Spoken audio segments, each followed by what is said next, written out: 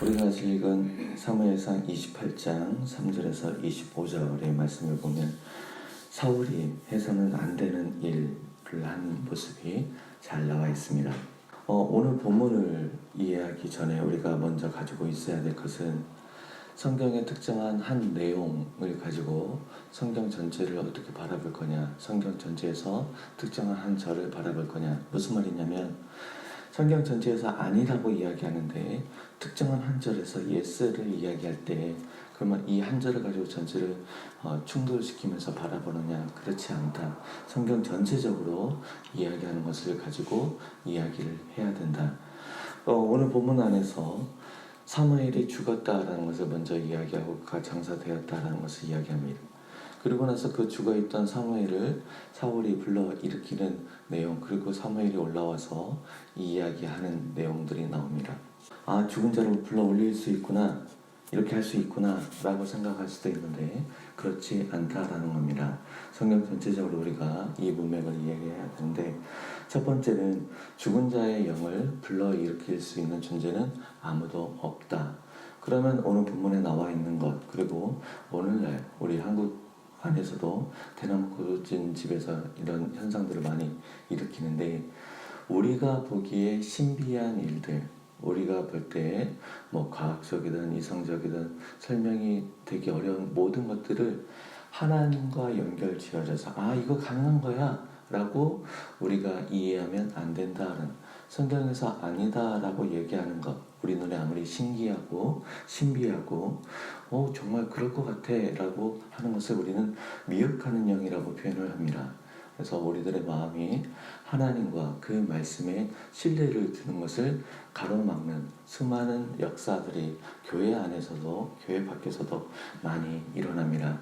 그러하기 때문에 우리가 신비한 일들에 대해서 현혹되지 말고 이런 일도 있어, 이거는 어떻게 말로 안 되는 거야 라고 할지라도 그것이 성경에서 말하는 바가 아니라면 우리는 과감하게 눈을 돌리고 귀를 닫아야 될 것입니다.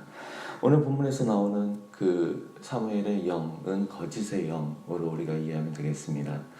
만약 진짜 죽은 사무엘이 올라왔다면 결코 이렇게 되진 않겠죠. 하나님께서 금하신 것을 이렇게 연결지어서 말을 하겠는가? 결코 그럴 수가 없다라는 것입니다. 그러면 오늘 본문 안에 있는 사울은 어떤가? 여기에서 이야기되고, 그러니까 죽은 사무엘이라고 한 그 영이 이야기한 내용, 그 내용은 이미 앞에서 사무엘을 통해서 이야기가 됐던 내용들입니다. 그래서 우리가 사무엘서를 쭉 읽어온 독자들이라면 충분하게 사울이 하나님께서 치시겠구나 라는 것을 알 수 있는, 그래서 거짓의 영, 미혹의 영이 앞의 일을 알 수 있는가? 앞의 일을 알 수는 없다라는 겁니다. 모든 역사는 하나님만이 주장하고 계시기 때문에 그렇습니다. 여기에서 이야기된 내용들은 이미 사무엘을 통해서 알려졌고 그리고 충분히 예상 가능한 내용들이었습니다. 그럼 사울은 놓기 싫어서 계속 붙잡고 자기의 고집, 하나님께서 말씀해 주셨는데 자신의 고집으로 귀를 닫고, 또 말씀해 주셨음에도 자신의 고집으로 외면하고 꿋꿋하게 자신만의 길을 가다 보니까 더 이상 주변에서 하나님의 말씀을 하나님께로 돌이킬 수 있는 그러한 하나님의 사람이 남아있지 않는 상태가 되었습니다. 하나님의 사람들이 있다면 신접한 여인을 세울 때 막았겠죠. 하나님께서 그것을 원하지 않기 때문에 그렇습니다. 우리들의 삶도 마찬가지인 것 같습니다. 하나님의 말씀을 알고 그 말씀으로 내 삶을 비치면 불편하고 또 거리끼는 게 있으면 있을수록 우리는 하나님의 말씀 살피기를 멈춥니다. 그리고 그 하나님의 말씀으로 내 삶을 조명하는 것을 또한 멈춥니다.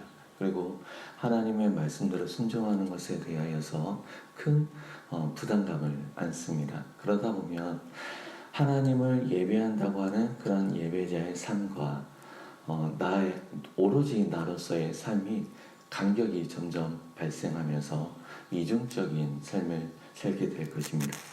우리는 불편할지라도 힘들지라도 부담이 많이 될지라도 우리는 하나님의 말씀을 우리들의 삶과 우리들의 마음에 비추어서 오로지 하나님의 말씀이 내 삶에 잘 드러나도록 살아야 될 것입니다.